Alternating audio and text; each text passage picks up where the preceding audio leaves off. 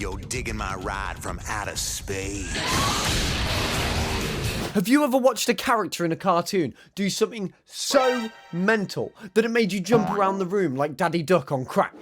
Well, then you definitely haven't seen some of the most legendary aura farming moments that have ever hit the animated TV scene. Today, we at Not Fair Studios spent way too much time gathering some of the most badass moments that characters have ever shown off, and we're bringing it right to you.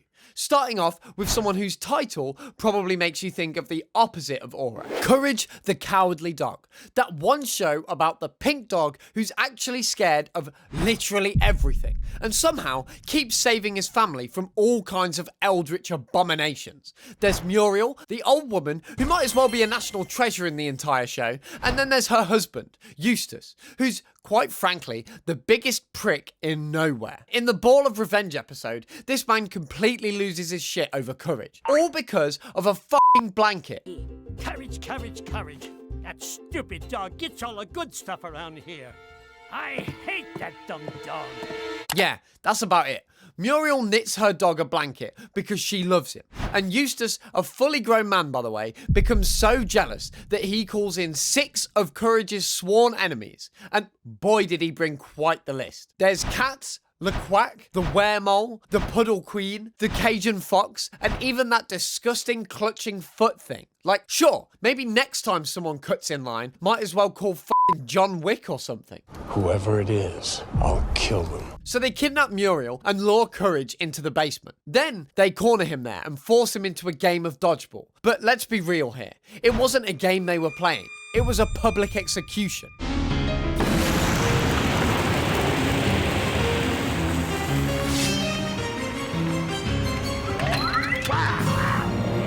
As you'd expect, Courage gets absolutely battered, and Eustace watches it all, like he's at fucking Wimbledon. At some point, Muriel, his only source of love in this godforsaken house, gives the poor dog some support. Her encouragement does something though, because after taking more punishment than should be survivable, Courage screams. Not just any normal scream, a scream so catastrophic that it cracks the earth beneath the villains.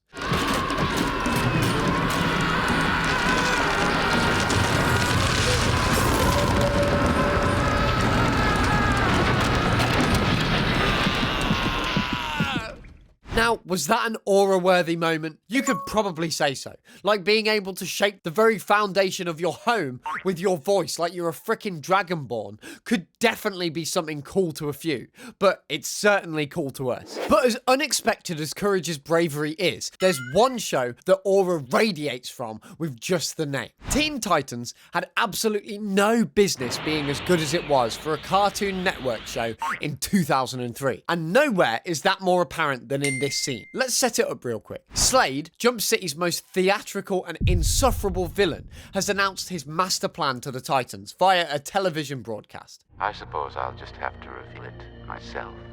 I'm sure you're all familiar with the concept of a chronoton detonator. There's a chronoton detonator somewhere in the city with the ability to stop time permanently, and the Titans have to find it. Now Robin, who's more obsessed with Slade than a Hello Kitty girl in 2020, doesn't need to be told twice to go find and take out his sworn enemy. The rest of the Titans can do nothing but watch his crazed mania, even as he insists to be the one to lead the search. Eventually, they trace the bomb to a pier and blast the door open, but there's no bomb. Instead, every inch of the warehouse is packed with Slade's robots. Yeah, it's a bloody trap, and they've been played.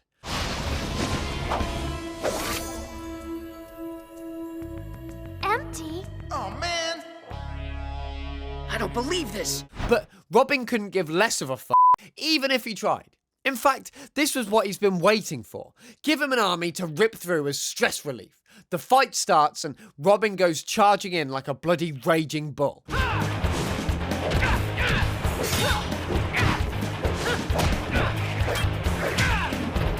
We even started feeling bad for these poor robots. There's probably hundreds, and it feels like they were outnumbered by one spandex-wearing teen and his fists of pain. It doesn't take too long for the boy wonder to make quick work of every single robot in front of him. So he turns and makes quick work of the ones that are fighting the others too. And when we say he wails on them, we're not bloody kidding. The rest of the Titans might as well have turned into background furniture for all he cared. Robin was a one-man army, and he didn't need them. Slade was his fight.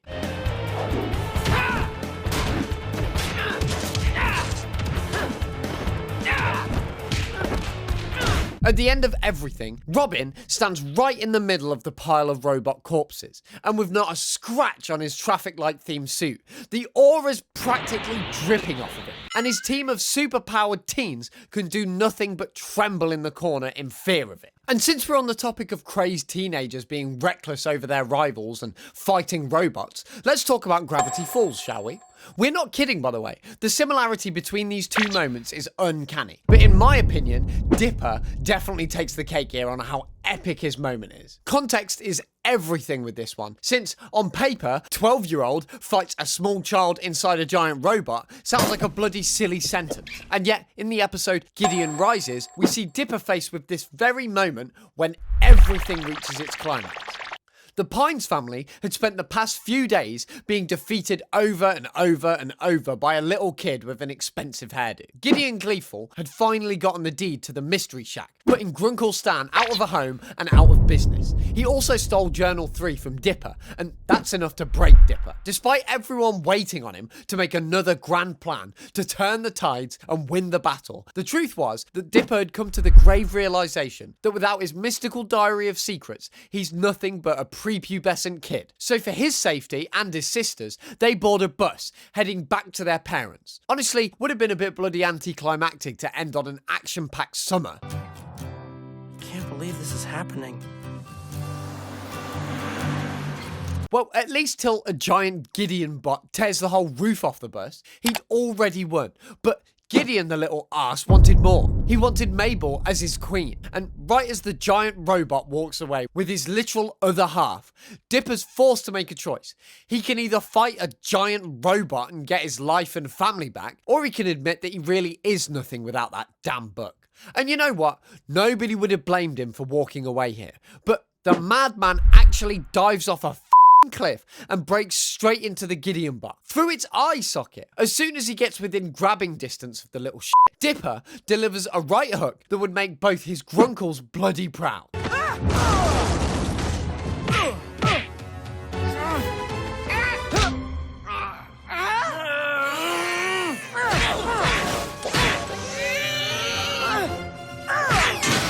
He beats up the little brat, saves his sister, and sends the giant robot off the bridge, crashing to its demise. And of course, the scene isn't complete without Mabel and that damn grappling hook. Grappling hook!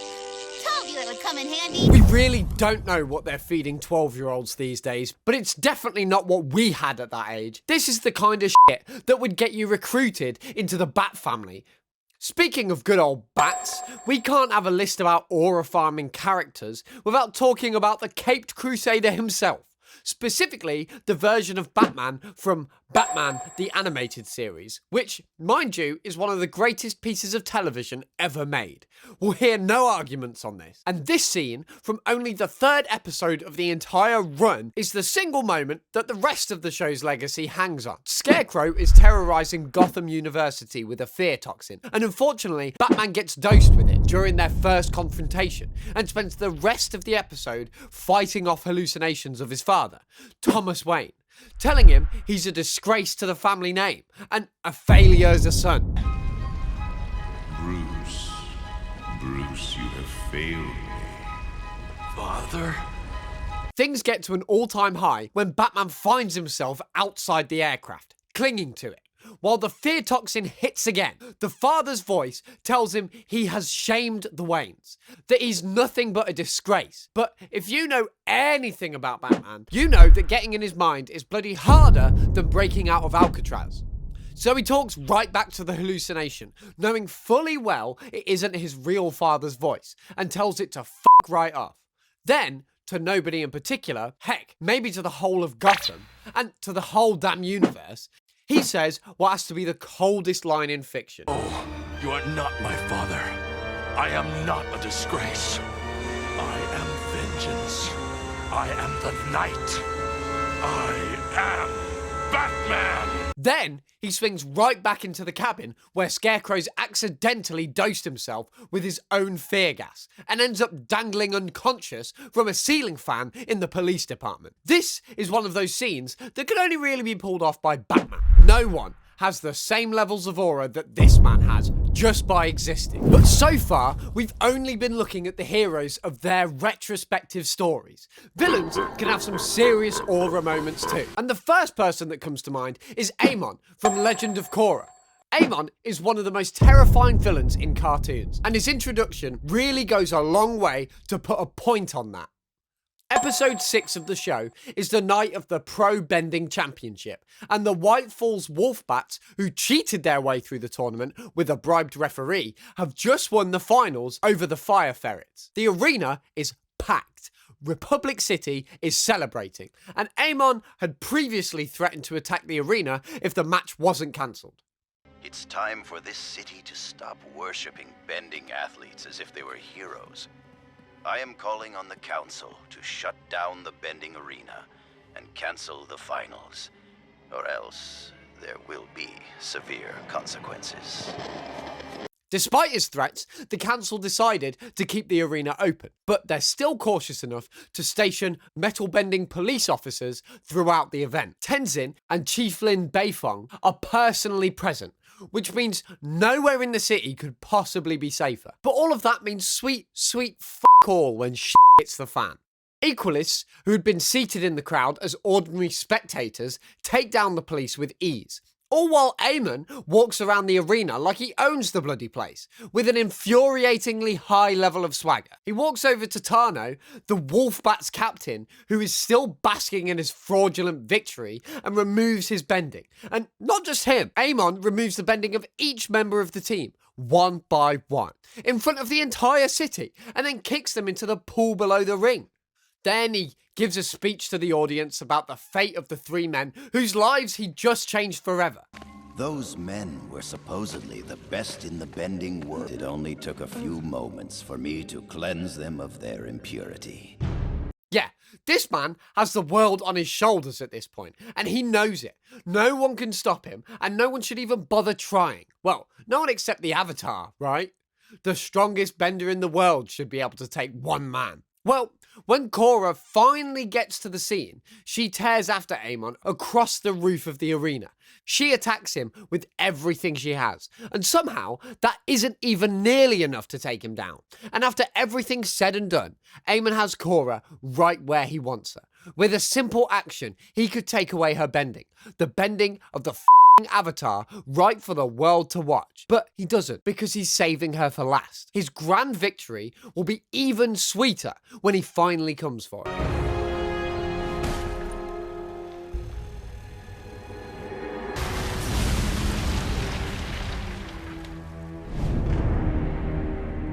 Chills. Bloody chills. Who else could use the Avatar like an actual plaything without effort at all? But if Amon got his aura farming moment from treating the Avatar like a toddler, Samurai Jack got his aura from basically existing. In fact, the amount of sheer badassery from this show alone needs to be studied. But when you thought they had finally reached the limit of it, they come out with episode XL. It all starts with Aku creating a robot ninja that's trained in the art of moving around in the dark and is trained to be the perfect killing machine. Like, you know, a ninja. So Aku tests it against a robot version of Jack, which it does manage to kill. So he sends it off to handle the real thing. Aku had zero idea that Jack's training was not limited to the sword alone. He also knows the way of stealth, using light rather than darkness. I know your arts as well, but I have been trained to use the light. Then, the two ninjas face off in a fight that deserves to belong in a bloody museum, with Jack hiding in the light and the robot using the darkness. And for the entire battle, there's not a single line of dialogue between them. And, Well, sure, no one's willing to hold a conversation with a literal murder robot, but you can't argue that this is one of the most distinct fights in the show. Eventually, the ninja starts to gain the advantage thanks to the sun setting and having more shadows in the tower. And of course, Jack doesn't panic or anything because this man can be the definition of aura when he's fighting. Instead, he's using the last bit of light that's shining into the tower to deliver the sickest finishing move.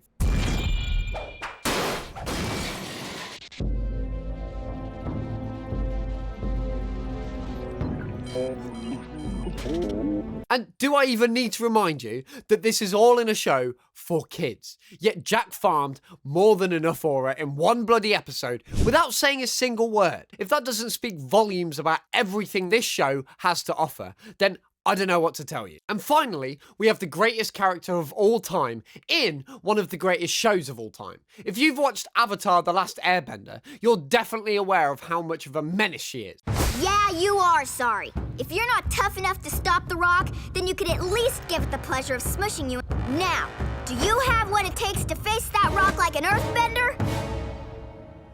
No. But her debut in The Blind Bandit is the ultimate example of aura farming from the second she steps into the frame. Aang and the gang go to Earth Rumble 6, which is basically an underground wrestling federation, but with boulders flying into the front row seats instead of folding chairs. So, everyone's cheering for the boulder, who's an absolute unit of a man that is entirely made of muscles, ego, and a shitty third-person dialogue. So, the man defeats every single opponent he comes across. Meanwhile, Aang is out there looking for someone to teach him earthbending, and he couldn't even give less than a shit for whatever he's able to pull off. How about the boulder? He's got some good moves. I don't know. Boomy said I need a teacher who listens to the earth. What do you think, Sokka? Then came his final match against the undefeated champion, who of course is Toph. And she doesn't even need to look at him, since, well, she's pretty much blind anyway. As the boulder prepares to attack, she just stands there, sensing his movements through the ground. Then, she ends the man's entire career in just a couple of short seconds.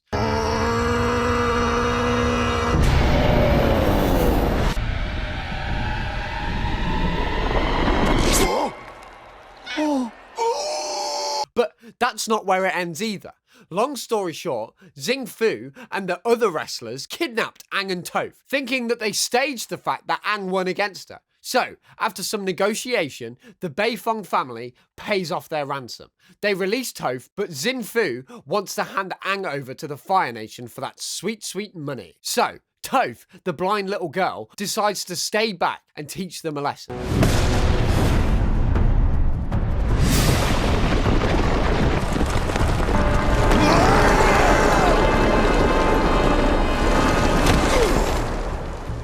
She absolutely had to make it clear to everyone who challenged her. So, she creates a cloud of dust using her bending and proceeds to pick off every single one of them. And you could hardly call it a contest at that point.